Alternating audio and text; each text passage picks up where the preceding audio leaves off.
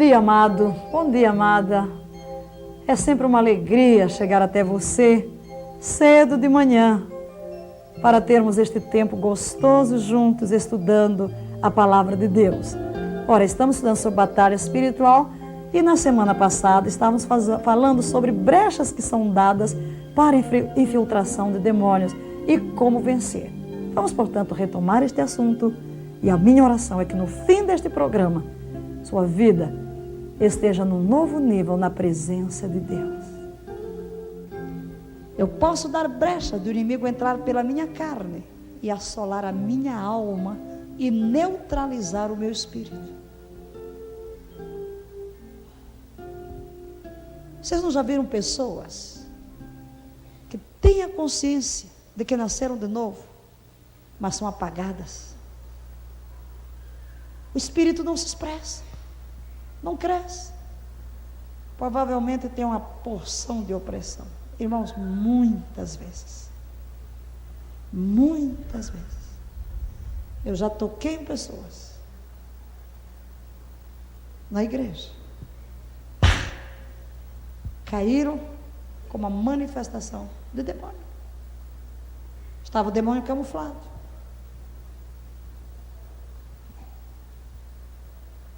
Como? Através destas coisas. Mas vocês vão ver a televisão e nós daremos detalhes sobre isso. Ora, o nosso espírito, diga, é o templo do Espírito Santo. Então, no nosso santuário não vamos admitir que o inimigo entre, mas vamos ver no Novo Testamento alguns casos. Porque como é que vamos saber se existe um demônio? Pelos sintomas. Diga, conhecemos a presença dos demônios pelos sintomas. Certo? Como é que você sabe que o indivíduo está bêbado? Pelos sintomas. Como você sabe que o indivíduo está cheio de espírito? Pelos sintomas. Como é que você sabe que a pessoa tem demônios? Pelos sintomas.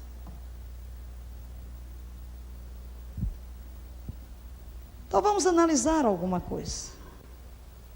Olhamos para Judas. O texto diz em João 13, 27. Após o bocado, imediatamente entrou nele Satanás. Então disse Jesus: o que pretendes fazer, faze-o depressa. Por que Satanás entrou em Judas? Porque ele agasalhou pensamentos de ambição. Porque veja, irmãos, as tentações vêm com imagens, olha o que dissemos. Ambições, imagens, desejos. E enquanto Judas está entretendo estes pensamentos, a Bíblia diz: Satanás entrou em seu coração. Judas foi chamado por Deus. Não olhe para o que ele fez na traição. Judas foi escolhido? Foi. Vocês acham que Jesus escolheu um demônio? Não. Escolheu um discípulo. Judas recebeu a autoridade de Jesus para expulsar demônios? Recebeu. Judas recebeu a autoridade para curar enfermos? Para pregar o evangelho? Recebeu. Jesus enviou de 2 a 2, pelas mãos de Judas, pela boca de Judas, do mesmo modo como pelas mãos de Pedro, pela boca de Pedro, demônios foram expulsos, enfermos foram curados e o evangelho foi pregado. Pois quando todos eles voltam, Jesus diz: eu vi a Satanás descer como raio. E eles estavam contentes, porque disseram: Jesus, pelo teu nome os demônios se nos submetem. No entanto, esse discípulo entretém imagens e pensamentos que o diabo traz. E no momento em que ele entretém os pensamentos, a brecha é aberta e Satanás entra. Olhemos para Pedro. Pedro, em Mateus 16, faz uma grande confissão: tu és o Cristo, o Filho de Deus vivo. Daqui a pouco Jesus diz: arreda Satanás. Com Pedro. Não demorou muito. Questão de minutos de diferença entre um grande elogio: bem-aventurado és tu, Simão Barjonas, porque não foi a carne nem o sangue quem tu revelou, mas meu Pai que está nos céus. Pois eu te digo, tu és pedra, e sobre esta pedra edificarei a minha igreja, e as portas do inferno não prevalecerão contra ela. Logo depois Jesus passa a falar da sua ida a Jerusalém, convinha que morrer. Pedro diz: manda alguns, Senhor. E Jesus diz: para trás de mim, Satanás. Quem estava usando Pedro? Satanás. Por quê? Jesus disse que ele não cuidava. Seu raciocínio não estava em harmonia com o raciocínio divino. E quando a nossa mente não está renovada com a palavra, bem podemos ser a boca do diabo, ao invés de ser a boca de Deus. Daí onde vem essas profecias que não tem nada a ver com Deus. Porque a mente raciocina de acordo com a estrutura do mundo e não de acordo com a estrutura da palavra. Olhemos para Ananias e Safira. Será que eles não eram crentes dedicados na igreja? Claro que eram. Claro que eram. Mas em Atos 5,3 o que diz a palavra? Então disse Pedro: Ananias, por que encheu Satanás o teu coração, para que mentisses ao Espírito Santo, reservando parte do valor do campo? Pedro disse: tu permitiste. Por que encheu Satanás o teu coração? Formação do diabo. Porque o diabo conseguiu levar Ananias? Porque ele quis se mostrar, quis dar a impressão de generosidade. Barnabé vendeu tudo, deu, o povo ficou maravilhado. E ele então, esta é uma área da carne, irmãos. Querer mostrar o que não é, querer ser o que não é a soberba da vida. Ele deixou que a soberba da vida tomasse conta do seu coração. Vendeu a propriedade, ficou com parte do dinheiro, combinou com a esposa. E disseram: estamos dando tudo para a obra de Deus. Desejo ser visto. Mas antes deles fazerem isso, você não age antes que venha um pensamento e uma imagem. Ele entreteve estes pensamentos. São tentações que vêm da carne. Nem toda tentação é o diabo. Tentação da carne. Os pensamentos que nós temos, irmãos, podem ser nossos, porque Deus nos deu a habilidade de pensar. Podem ser pensamentos de Deus e podem ser pensamentos do diabo. Então, enquanto nós estamos entretendo os pensamentos da carne, estamos abrindo o caminho para o inimigo entrar e nos assolar. Agora, existe uma possibilidade de se dar lugar ao diabo. Efésios 4:7 diz, repita comigo: não deis lugar ao diabo. E a palavra lugar aqui no grego é topos, que quer dizer um lugar limitado pela ocupação. Como uma casa, uma área. Não deis um lugar limitado de ocupação ao diabo. Diga: não deis um lugar limitado de ocupação ao diabo. Se Paulo está dizendo para não darmos, é porque existe a possibilidade de o fazermos. Se eu não der, ele não terá. Vamos parafrasear isso e diga: não permitais ao diabo nenhum lugar em vossa vida. Diga: não permitirei ao diabo nenhum lugar em minha vida. Ora, legalmente o cristão tem vitória sobre todas as obras de Satanás, legalmente. Mas na prática, Na experiência é preciso que nós nos apropriemos, meus irmãos. Em Gálatas, no capítulo 3, versículo 16 e 17, vamos para lá. Ora, Abraão e a seu descendente foram feitas as promessas. Não diz a seus descendentes, como se falando de muitos, mas de um só. E quem é este só? Cristo Jesus. Veja o que ele diz no versículo 17. Digo isto, ao testamento anteriormente confirmado por Deus, a lei, que veio 430 anos depois, não invalida, de forma a tornar inoperante a promessa. Nós temos uma promessa, nós temos uma herança, nós temos uma aliança, mas se nós não tomarmos posse desta aliança, o que vai acontecer? Viveremos fora dos seus direitos. Legalmente nós temos vitória, mas nós precisamos nos sujeitar a Deus, para que então possamos viver esta experiência. A vitória sobre a influência do pecado e da carne não acontece simplesmente porque a presença do Espírito está em nós. Não entristeçais o Espírito, não apagueis o Espírito, andai em Espírito.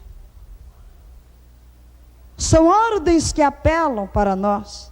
Em Tiago 4,7, o que diz? Resistir ao diabo, e ele fugirá de vós. Significa o que? Se eu não resistir, ele vai dar a volta. O diabo, vosso adversário, anda ao vosso derredor, bramando como leão, buscando a quem possa tragar, ao qual resistir. Porque se eu não resistir, ele anda à minha volta fazendo o que? Vendo por que área ele pode conquistar um direito de me assolar. E meus amados, só o Espírito de Deus pode mostrar as sutilezas na sua própria vida do que é que está acontecendo. Como saber? É claro, quando você vê um indivíduo rolando no chão, falando outra voz, você não precisa de mais nada. É uma manifestação de demônio, você já sabe logo. Isso aí é demônio. Alguém começa a rolar como cobra, começa a falar um homem falando a voz de mulher e vice-versa, você já sabe, é demônio. Coisa vocês já viram uma manifestação de demônio? Levanta a mão. Todo mundo. Mas nem sempre você vai ver isso. Diga, prisões e amarras. Onde tem uma prisão na sua vida, ali tem uma fortaleza de demônio. Aí é expulsão, viu? Aí é expulsão. Não adianta. Tem que expulsar.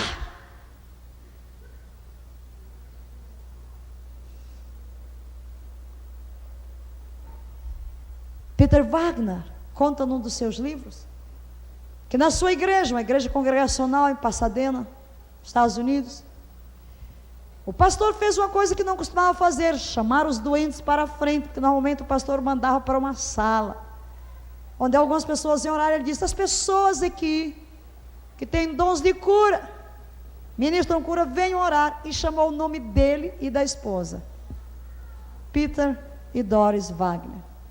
Aí ele veio, e ele orou para uma pessoa doente, problema na coluna, e ele sentiu na própria mão, quando fez, coluna endireitada. Mas depois, estava um outro à espera, que ele conhecia um missionário na África, num país. Estava com os problemas, e ele orou, não sentiu que aconteceu nada.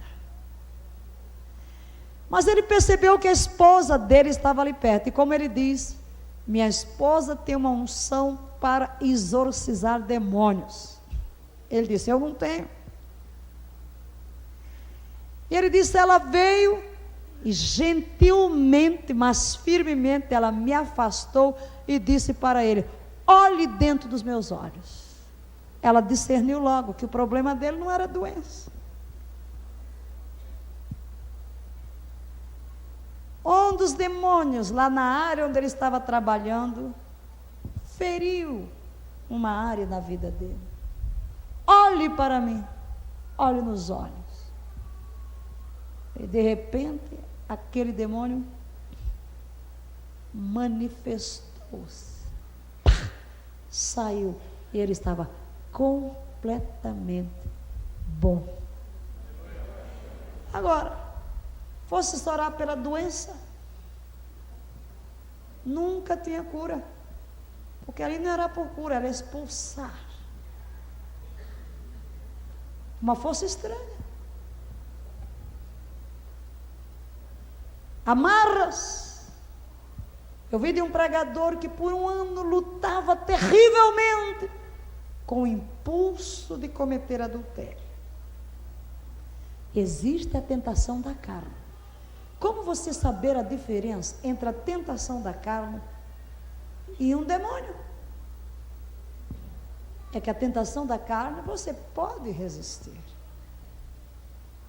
E quando há demônios envolvidos, ultrapassa, é mais forte, mais intenso. Finalmente ele confidenciou com o pastor, e o pastor exerceu autoridade contra o espírito de adultério que o andava rondando. Instantaneamente o problema desapareceu, porque aquele não era um problema da carne, aquele era um problema de demônios.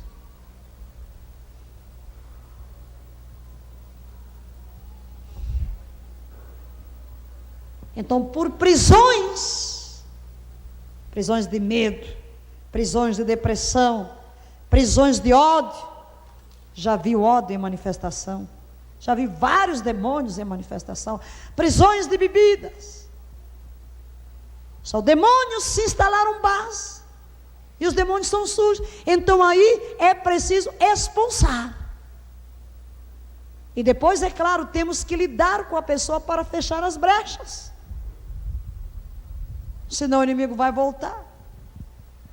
Compulsão, diga compulsão. Quando uma pessoa, por exemplo, é compelida a fazer uma coisa que ela não quer fazer. Pois é, você vai aí no trânsito, de repente vem um impulso fortíssimo de você se atirar na ponte. Isso é demônio. Toda pessoa normal quer preservar a vida. Você está num prédio, vem o impulso de você se atirar de lá de cima. Isso é uma presença de demônios. Outra coisa, comportamento irracional. Diga, comportamento irracional. Todo comportamento que não é racional manifesta a presença de demônios. Daí porque falamos dos demônios de lascívia, em toda a perversão sexual, demônios de lascívia, comportamentos irracionais, doenças inexplicáveis, diga. Você vai ao médico, faz exame, não tem nada. Que é isso? E quanta gente não conseguiu cura, mas numa reunião de libertação, os sintomas desapareceram, porque o problema não era de enfermidade, era de opressão demoníaca. Então, irmãos, pelo discernimento também, você vai poder detectar muitas coisas. Mas queremos dizer o seguinte: cada pessoa aqui que é crente pode praticar a autolibertação. Amém? Porque certamente você está perguntando: irmão, e se eu descubro uma área em prisão na minha vida? O que eu vou fazer? Você tem que detectar a coisa. É a carne, eu já disse, sufoca, mas é uma prisão, é um demônio. Você tem autoridade. Você tem a autoridade do nome de Jesus.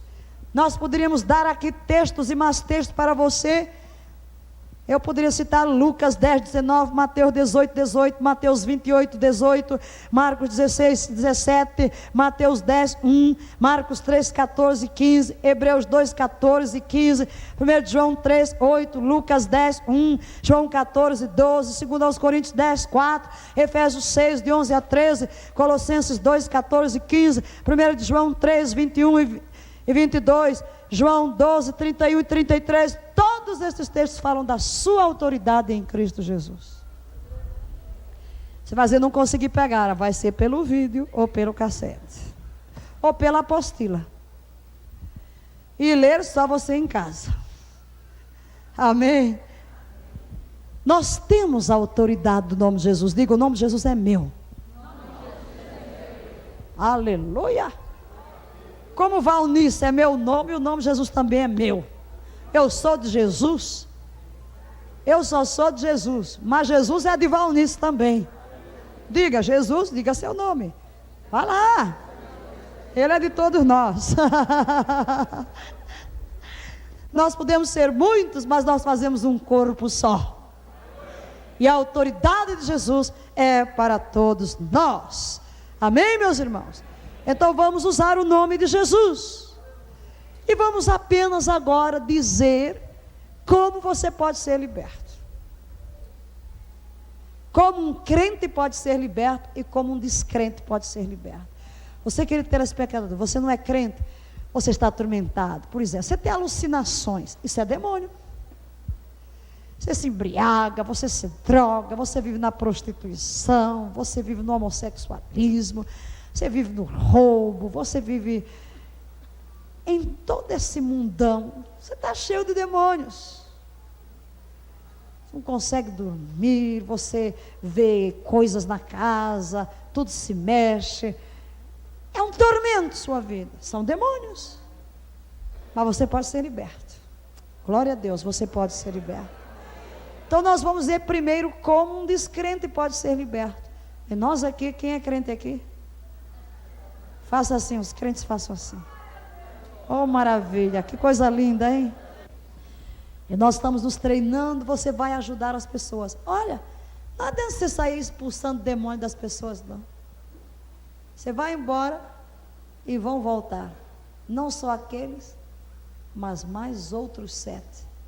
E como diz Jesus, o segundo estado é pior do que o primeiro. Não se faz obra irresponsável de libertação. A obra de libertação é uma obra de responsabilidade.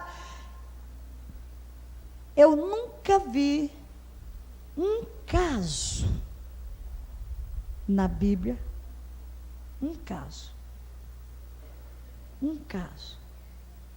em que Jesus tenha ido a algum lugar para expulsar um demônio.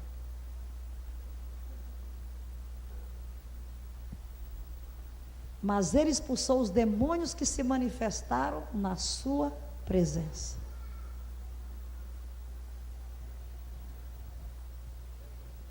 Eu também não vejo um caso na Bíblia em que Jesus mandou os demônios se manifestarem. Não vejo. Um caso.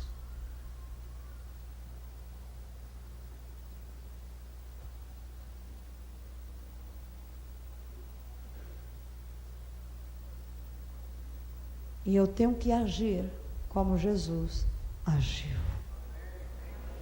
Porque Jesus só expulsou os demônios que estavam na sua presença. Porque onde ele estava ministrando a palavra e a unção.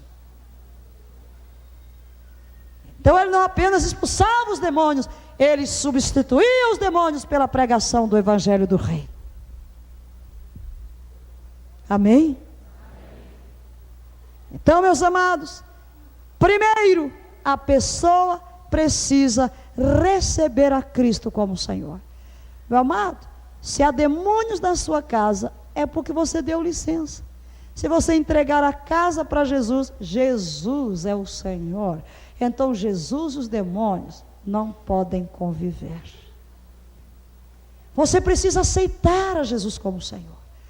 Dizer: Senhor Jesus, eu desisto de mim mesmo, eu entrego a minha vida para Ti, ser o Senhor da minha vida. E se Jesus é o Senhor da minha vida, Satanás deixou de ter reivindicações sobre mim. Ele cancela o seu passado. Seu passado não mais existe. As alianças do passado deixaram de existir. Satanás perdeu toda a reivindicação sobre você, e agora Jesus é o seu dono, é o seu proprietário, e porque você é propriedade dele, tem as marcas dele, e o diabo reconhece que você está marcado com o selo dele, e você vai ali e diz: não posso, esse é filho de Deus. Aleluia, amém? Então, quando você recebe a Jesus, você é liberto do pecado. O pecado não é mais seu patrão. Em segundo lugar, é preciso confessar os pecados. Todo envolvimento com estas práticas é preciso trazer à tona, porque no reino do Espírito tudo obedece a uma legalidade. Às vezes a pessoa recebe Jesus, e agora isso é para você também, mas ela tinha envolvimentos, ela tinha pactos no passado com Satanás, fez pactos de sangue, envolveu-se com o espiritismo, envolveu-se com o ocultismo, e então quando ela vem a Jesus, embora Satanás deixe de ter acesso ao seu espírito, vai passar a oprimi-lo.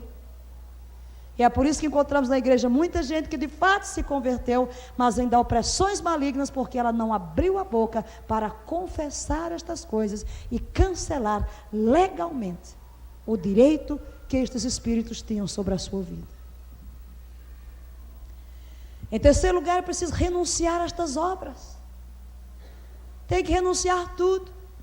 Quando olhamos Paulo, chega em Éfeso, começa a pregar. O povo adora Diana, tem livros de magia, livros de ocultismo, tem imagens, tem ídolos, mas é tudo queimado, é destruído no fogo.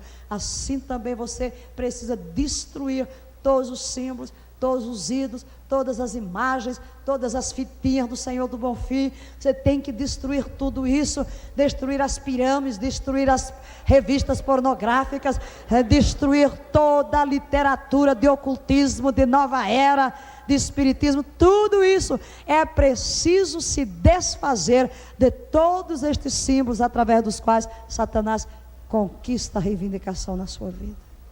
É uma limpeza. E não se agarra com nada não. Só porque uma coisa foi cara, joga no lixo. O que adianta você estar agarrado numa coisa cara e viver atormentado o resto da sua vida? Viva livre e Deus há de abençoá-lo. Em quarto lugar, é preciso, meus irmãos, deixar que cada obra de Satanás seja renunciada. Cada um. É preciso ordenar as hostes malignas, abrir a boca, porque nossa espada está na boca, amém? E a nossa espada é a palavra de Deus. Você chega, diz: em nome de Jesus, eu renuncio e cancelo todo este envolvimento, todas as obras, todas estas tralhas aqui estão sendo destruídas, e em nome de Jesus perderam a sua reivindicação sobre mim. E depois disso você tem que descansar em Cristo, amém? Descansar, oh aleluia. No sossego e na confiança está a vossa força. Descansar, porque os demônios vão fazer ameaça, aqueles então que vêm de terreiros e tudo, o diabo diz: vou lhe matar. Vai nada, é mentira dele, ele não tem poder mais de tocar em você não.